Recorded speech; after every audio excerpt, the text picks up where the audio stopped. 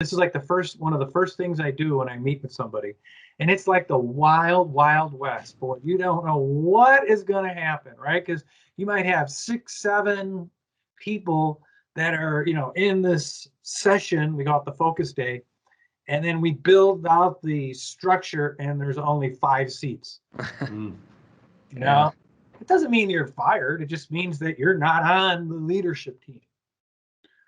Or you find out that the person who's been in sales for 10 years, they don't want to be in sales. They want to be in the marketing seat, right? And so if you don't build that structure first, you can't get your vision aligned.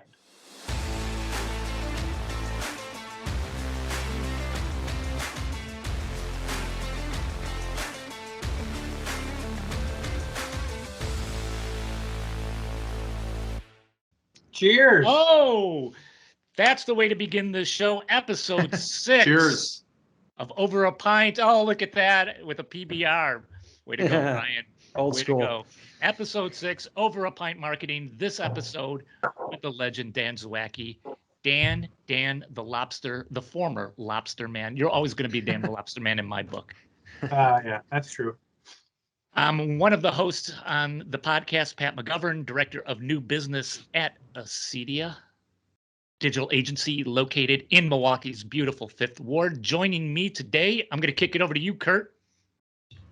Hi, I'm Kurt Lingle, Vice President and Partner at Celtic. We are a full-service marketing firm, advertising PR here in Milwaukee's 3rd Ward. And I'm Brian Mee, and I work with Kurt. That's all the intro you need. I love it, man. Love it. Dan, you've got a great story to tell. You've been in the business. You're now on, Dan, what's the exact term? An EOS. What is the exact term that you are right now? Called EOS Implementer, the Entrepreneur Operating System, which is basically, it's a way to run your business just like it is a computer as an operating system. What I do is I teach people the operating system to run a great business, and what it amounts to is just live a better life. That's the key. We got to come back to that because that's such a key thing, and it very rarely comes up when you talk about running a business. It's always, how do we maximize? How do we become more efficient? How do we do this? But at the end of the day, it's like, how do I have a better life with my business, right? Yeah, I agree. In Lobstergram, I've worked my freaking ass off for 20 years before I realized this sucks. I need to enjoy what I'm doing, and but you're always the grind and trying to the next thing that blows up. You're trying to fix that. Yeah, Kurt and Brian don't know anything about that, so we'll educate them, Dan, about that. Listen, let's start with this, sir. Give the audience. We've got millions of fans out there, Dan. Give the audience the elevator speech about Dan Zawacki. The background, a little bit. Bring us up to speed on your story. All right. Well, I'll give you the 5-minute version because it actually can go 2 hours, literally. But so I founded a company called Lobstergram, lobstergram.com. 1-800-LIVE-LOB back in 1987. Way back. This is way before Al Gore invented the internet. So it's a long time ago, right? And funny, my first marketing was putting a flyer on somebody's windshield at the malls. And that was my first marketing. But I started a company, like I said, Lobstergram, where we delivered live lobsters and lobster tails and other seafood to people all around the country. So not only did I start a company, but I also started a whole market because nobody was doing it. And there was Omaha Steaks was out there, Harry and David, and what's those guys with the nasty crackers? Hickory Farms, the sausages. And so I started with $1,000, my parents' garage, and boom, 30 years later, went to 15 million. Was on, oh my gosh, it was in the Wall Street Journal 3 times. Forbes, Fortune, ABC, NBC, CBS. I was on Oprah, one of her favorites. Okay, that's pretty cool. Dan, you also sold, guys. I remember one night flipping through cable, and there's Dan on the Home Shopping Network. Yeah, actually, it was QVC. QVC. I was on QVC about 550 plus times. Jeez. Where I have the largest TV sale in history, $2.5 million of lobsters in one day. Whoa. Pretty cool. That's a good day. Yeah. You sell $2.5 million. I would say so. Although getting it out and shipping it was a whole other shit. So that's another deal. We'll worry about that later. We'll worry about that. And that's the day. I'm a sales guy. We sell it and then we figure out how to do it. So yeah, it was really fun ride. I mean, coming up with the name Lobstergram, the phone number 1-800-LIVE-LOB, the vanity number, just building it. I had no processes, just a desire and the fear of failure. And that's what kept me going. When I think back about it, it was like literally failing was not an option. So I did whatever I had to do to make it work. I didn't know anything about shipping a lobster. All I knew was I like to eat them. So I had to learn how to do all those things, all those processes. So I built a warehouse in my parents' garage, and then I built one in Chicago. And finally I got smart and said, hey, I'm going to Maine because guess what? That's where the damn lobsters are. Yeah. So I bought a big 20,000 square foot place out there. And, throughout the whole journey, it literally took me 10 years to figure out that I was not a lobster delivery company. I was a marketing company. Mm-hmm. And once I found that out, it just literally changed everything, right? Because most people think they're in, when you're dealing with the public national, you're selling steaks, you're selling pears, whatever it is, no, I was purely, once I thought if I was just a marketing company, everything changed. And just one of those eye-opening kind of things where you go, oh, duh. You know what's really amazing about your story is everybody delivers now to the end consumer. It's a gotta do type of thing. You had the vision to do it when probably people thought you were crazy. I mean, literally to think how on earth can you do that? That's insane. That's so funny, Brian, you say that because that's literally what people said. So when I first came up with the idea, I went to Maine because I said, I don't want to get into fulfillment. I just want to sell lobsters, damn it. Everybody I met like 24 plus lobster dealers, fishermen, wholesalers. Everyone said, that's stupid. Why? I swear to God, they go, if that was a great idea, then people would have done that already. Yeah. And I'm 24, right? I'm young. I'm kind of stupid anyways.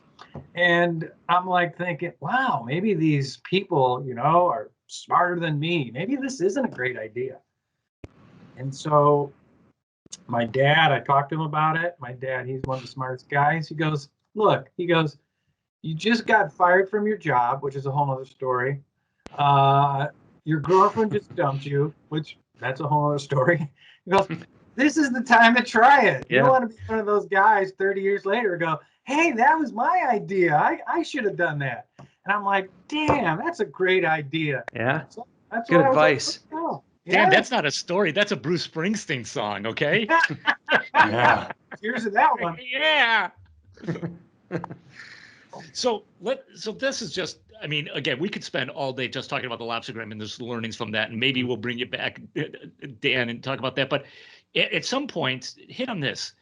You've been doing it now. You've been doing the grind. You've PR'd the hell out of this thing, right? I mean, you've gotten everywhere where you could be.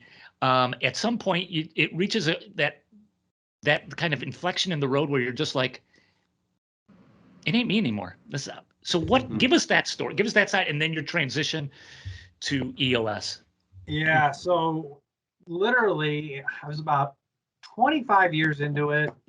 And like, I don't know, I was probably in my 54 or something. And it just was outgrowing me, you know. It was kind of sad to say, but it just, I was going to have to put in about $750,000 to add on to the warehouse, hire more people, add inventory. And it just didn't feel right. You know, throughout the whole journey, you know, from starting literally with $1,000, I always would have to add a couple $100,000 here or a couple hundred there to, you know, to do it. And it just, I had doubts and I had to really think about it. I go, wow, maybe I've lost my passion in here. And it turned out I really lost my passion. And you'll see this book here, which is strategically placed for a reason. Someone gave me this book, Traction, by Gino Wickman. Okay. They said, Dan, read this book. This will help you get back on track with your business. So that's the entrepreneur operating system. So I read the book and I'm like going, holy cow. I mean, I've read 1,000 business books. This one just resonated with me. You know, it's like an operating system for a business. This is crazy. So, of course, a week later, I was in one of my meetings with my leadership team, and I told them, this is what we're doing. We're going to do the entrepreneur operating system, and I put together this great PowerPoint for everybody. I was all excited, and they all were just like looking at me like, okay. So I tried to implement it, and I literally found out that they were all thinking, they're like, okay, next month he'll read another book, and then, you know, we'll be on the next one, which probably was true. But nonetheless, it really stuck with me. And so this is about the time, fast forward a little bit. And so one of my vendors, who was a B2B company, wanted to get into the B2C market, right? Normal. And so we're talking. He's like, Dan, you know, you ever want to sell that thing? Let me know. I would love to, you know, be a part of it. And I'm like, maybe we should have lunch together. So literally, you know, I thought it was going to, you know, I mean, I talked with my wife about it, what I wanted to do. And, you know, she's thinking, well, what are you going to do? Right. And I'm like, I don't know. I'll figure something out. I can start a lobster company in Chicago. I can start another company. She's just like, oh, well, she was with me in the beginning, so she knew. And so a couple years, boom, we meet again. And by that time, I'm like, yep, this is the time I need to get out, you know, because I was going to have to put in all this extra money to do it. And in the past, like I said, in the past, I never cared, but this time I cared. And so I thought it was going to take about a year. It took like 3 months, and poof, there I am. But I knew exactly what I wanted to do, and that was what I do right now is, you know, teach the entrepreneur operating system to clients basically from Madison to Milwaukee to Indianapolis and in Chicago, kind of that little belt right there. And I literally found my second passion in life. I don't have to have a $2 million line of credit, which helps me sleep a lot better. I don't have 120 employees all whining about something. Not all of them, but a lot of them. And then another $1 million of inventory, which perishable inventory is a lot different than having books, right? So Dan, so you make the move, you go through the training, you become, you know, certified as a instructor, right? What is it about Traction in the book and EOS, specifically the platform, that really connects with you? What is that there, you know, in that's like, I know what you mean. Literally, it's that there is a process to run your business. And I'd say 90% of the businesses that I know, they just make it harder for themselves, right? If you have a process, it makes it easier. And if it's easier, that's when I'm saying you could live a better life, not only for the owners, but for everybody in the company, right? Because if the owners live a better life, guess what? Everybody lives a better life. Yeah. And it just was one of those things where after 30 years of the grind, and just thinking to myself, oh, if I would have just known that there was something out there, how much easier, faster, quicker, better I could have got there. But that's part of life, you learn. So my goal now. Yeah, it's interesting about where you came from, because you admitted when you grew your business from the ground up, you didn't always know what you were doing, and that takes a lot of guts to say, you know what, I'm trying to figure this out as I go. So then where did you make that transition to being that consultant and teaching the right way to do things? Was it a little bit of an experience and then a little bit of, training on your own? Like, what was that spark that wanted you to get into teaching? So literally my whole life, I always wanted to get into teaching in a higher level. I mean, I didn't want to teach like grade school. I would do mentoring for entrepreneurial classes for universities and that. I was a keynote speaker at Northwestern's entrepreneurial program. So I always like to do that, because I have a great story with Lobstergram. Yeah. But I always had that in me. And, when you do all this national radio, I mean, we're on Rush Limbaugh, Howard Stern, Hannity, Beck, national. People would call up and say, hey, Dan, how did you get on, QVC? Or how did you get on the Wheel of Fortune? Yeah, that was one of the coolest things. I was on the wheel as a $1,000 Lobstergram. And I always was one of those people that I would tell people how I did it. Yeah. I wasn't afraid. So that teaching part of it was always there.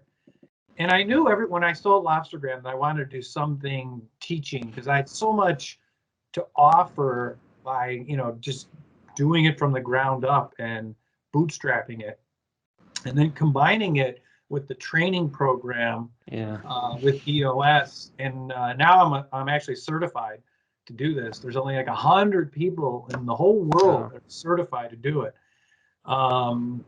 Wait, I'll pat myself on the back. It is a gift, and I really do enjoy telling people the story. I mean, it comes down to, structure. And if you have more structure, you're going to be able to grow. If you have more growth, you're going to have more profit. And if you have more profit, you're going to have a lot more fun, right? Because if business can't be fun, then get another job. That's what I tell people. Dan, if I could ask you a question, you mentioned the word, you've always had a passion for teaching in some way, shape, or form. And when I look at some of the books that are lined up behind you, you've got some good ones there that I've read. You obviously referred to Traction, you got Good to Great. But it's one thing to have a textbook and to have a curriculum, but then it's also, you have to have a good teacher. And personally speaking, having read a couple of those books, and I would imagine you have clients that fit this model, this role too. It's like, it's not always that easy. Like, I've read some of those books and it's like, it makes sense. Yeah, I'm reading it, makes perfect sense. But it's like applying what you read to have it really infect your business are two different things. And I would imagine that's where a role of a good, teacher, a good educator, a good EOS, leader, probably that's that bridge probably that goes from just reading the words to really applying success. Yeah. And as I was kind of talking about, I tried to implement EOS at Lobster. And I'm not afraid to say it. I failed miserably, just totally, because Kurt, exactly what you just said, right? Hey, I started a lobster company in Chicago. I certainly could implement this traction to my company. Well, it was not easy, and I was horrible at it. So I had to go through the training, thousands of hours. I mean, I'm not just talking a couple hundred, but thousands of hours. I probably have close to over 5,000 hours training and sessions right now, because we do full day sessions with clients through the process of, EOS.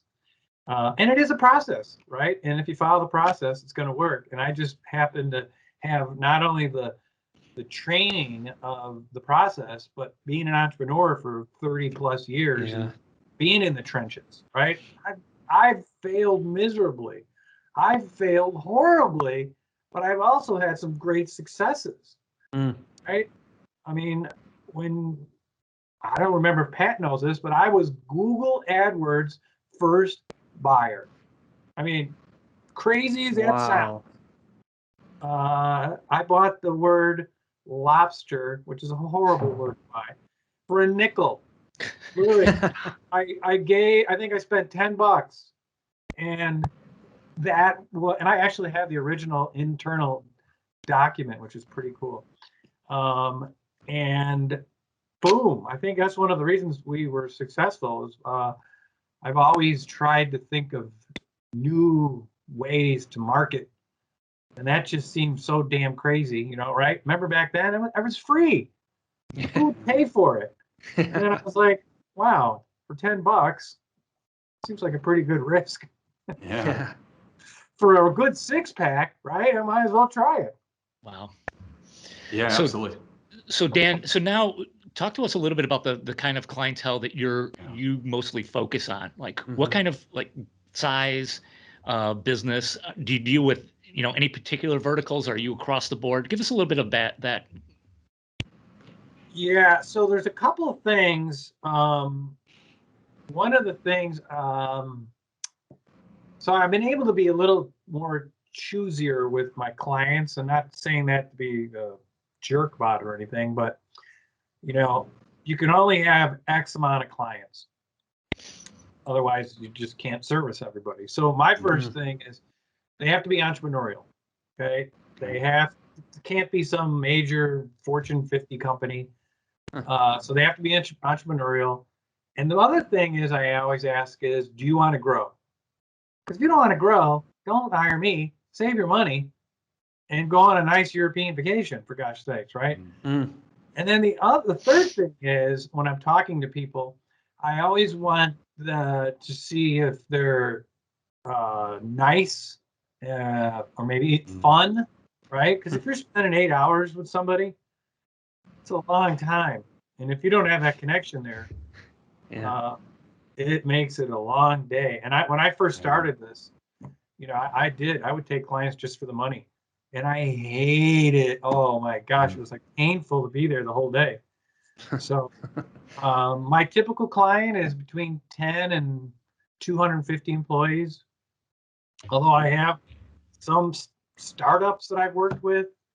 I also have some other clients that have like 5 people just on their team. Sure. I have others that have over 250. And EOS pretty much applies to really any vertical out there. I have clients that literally are in the software, they're developers, they're in HVAC, attorneys. I mean, gosh, one is a wax center. Like, if you want to get waxed, which I don't recommend. Okay. For guys, for girls, now I do. There's just a whole range. And the great thing about EOS is if you follow the process, but you got to do some of the work. So, people say you're a consultant. I'm not a consultant. I'm not the guy that says, okay, go do this, fire that person, hire this person. Oh my gosh, this, right? I am a teacher. I teach the system purely. I'm a facilitator. So I work with the leadership teams. And in doing so, I have found that about 85, 90% of the time, answers in the room, right? And my job is to grab it out of their heads and get it together. And that's what a trained facilitator does. And then the other thing I am is a coach, right? Hey, after 30 years, I've seen all this stuff. So it's a great combination. Dan, where do you, oh, I'm sorry, Ken. I was just going to ask a quick question to Dan. You talk about the more structure, more growth, more profit, more fun. As a business owner, I'm going to check all 4 of those boxes. Yes, I want more. But my question to you is, what are you finding is that eureka moment for the entrepreneurs where it's like, where they say to themselves, you know what, I need that teacher, I need that coach? Because obviously, as business owners, we all want more structure, we want more growth, profit. I'm on board. I want more fun. I agree. It's like when you're having fun, you do better. But what are you finding when your customers come in? It's that eureka moment that I need help. What are you finding, Dan? Yeah. So a lot of the times there is a vision misalignment in the organization, whether it's the owner or owners or the leadership team, that they just aren't aligned on what this core focus, what is this company supposed to do? And so they're just a little off, right? So part of my job is, we call it vision, and that's aligning everyone at the leadership team, which includes the owners, to get aligned on the vision. And we have this, it's called the 8 questions. And so we get everybody to answer the 8 questions, and we get everybody to agree on them, right? So that it brings the alignment together. The other part of it is the people part. I don't care. I've never been to any company where everybody, as in Jim Collins' book, right people, on the bus, the right seat. Yeah. Never. And so I have processes that will bring out and show the leadership team, yes, this is the right person in or in the right seat, or this structure that we have is just not a great structure. It's not the best structure. Because what I find is most companies, what they end up doing is they build an organizational chart. And an organizational chart is, okay, here we got these people. Okay, now let's fit them in where they best are, which is completely wrong, and is what completely I did at Lobstergram. Cost me hundreds of thousands of dollars in labor. We take a step back and we say, okay, what is the structure? We call it an accountability chart. What is the best structure? Forget about people. What is the structure to take this company to the next level? Then we define the roles in those seats. And then we put people in those seats. And it's like this is like one of the first things I do when I meet with somebody. And it's like the wild, wild west. Boy, you don't know what is going to happen, right? Because you might have 6, 7 people that are, in this session. We call it the focus day. And then we build out the structure, and there's only 5 seats. Yeah. It doesn't mean you're fired. It just means that you're not on the leadership team. Or you find out that the person who's been in sales for 10 years, they don't want to be in sales. They want to be in the marketing seat, right? And so if you don't build that structure first, you can't get your vision aligned. So that's one of the first things. So to answer your question, it's vision alignment. It's definitely people, structure. And then the other thing I find too is processes. I find people have processes, but Fred does it different than Mary, and Bill does a little bit different. So what we do is we get everybody to, we call it FBA, followed by all. Here's the core process. Here's the best way to do it, and everybody gets trained on it. And by golly, this is the way we're going to do it. And it builds that franchise model. So this doesn't all happen on the first day, obviously. No. It's a process to go through it.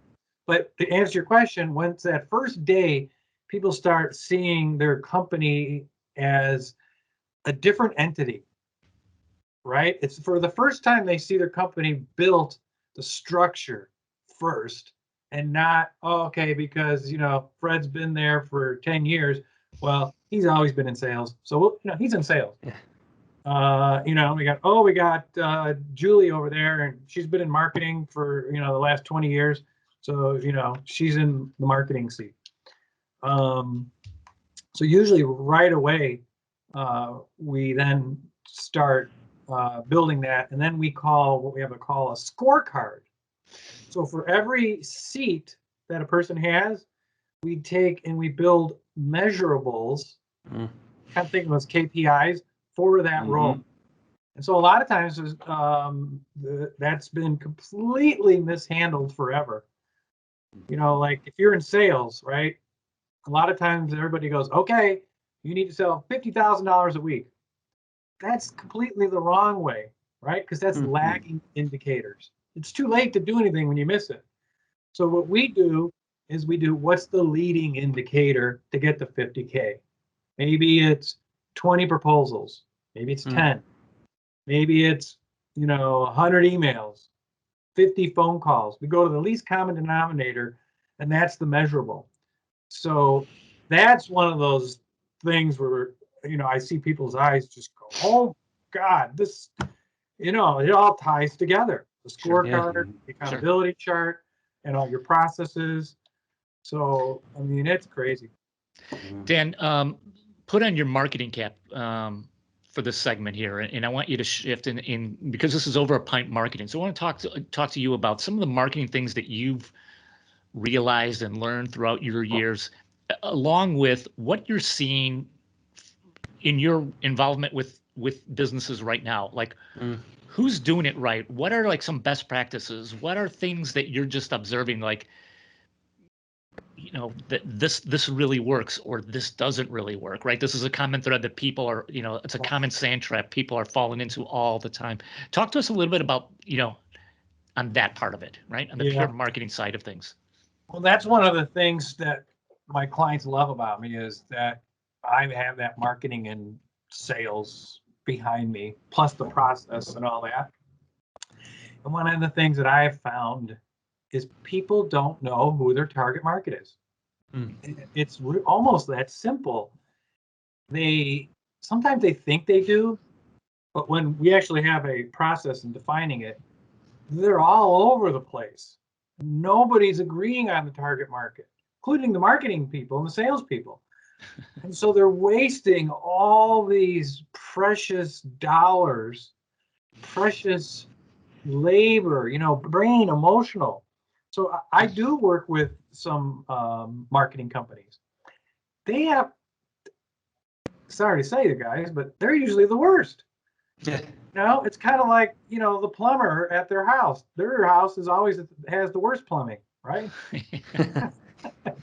And so by trying to just get everybody to agree on, here's our target market, here's our silo, don't go after all the shiny things like I did at Lobstergram, but stay focused in what you do best in your city, in your state, maybe the country, whatever it is, and keep doing that. And that, I think, is one of the keys. I'm also seeing that people are not really having differentiators that makes us better than anybody, right? What makes us better than our competition? We happen to call it the 3 uniques. And so what I tell people, I go, okay, you probably share something with a competitor, maybe one, but guess what? If you share all 3 of your uniques with somebody else, then you're just like everybody else. So what is it? And every company has differentiators. A lot of times I find is that they've just been around for so long, it's kind of gotten lost in the muck. They don't know it, or they keep hiring more people and they've lost the message. So we just get them back on track, tweak things. Sometimes I've had clients completely change. They sell a division because it just doesn't fit into their core focus anymore. Wow. Yeah, I mean, it's crazy. I had a company that we did that last December. It was a huge risk.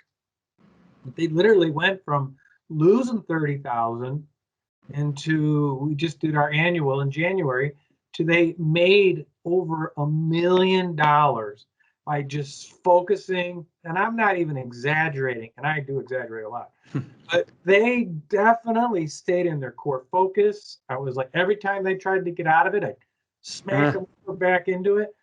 And they did a lot of heavy lifting and hard work. I give them all the credit because they're the ones who executed it on it.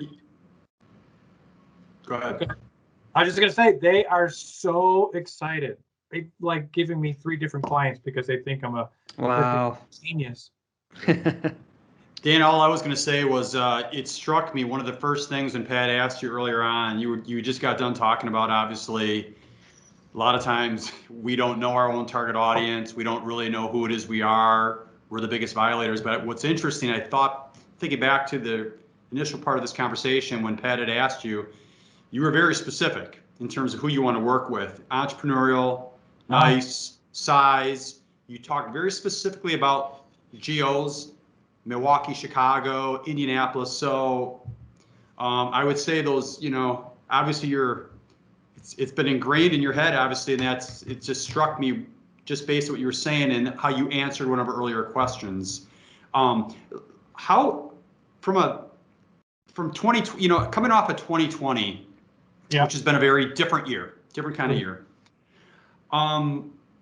It would seem to me, and maybe talk about maybe, the need for what you are providing and what you offer, the value. I mean, have you seen, Dan, in 2020 that need was greater than ever? There was a hunger and an absolute need for what you are providing. You talk about how 2020 maybe how that kind of impacted your business and what you're offering. Yeah, 2020 was my best year I ever had. I literally doubled my company. And, it came down to what we talked about is people were realizing that they didn't have all these processes, the right people in the right seat. They weren't aligned on their vision. When things started to go south quick in March and April, people were just throwing crap on the wall, right? They just lost all their core focus.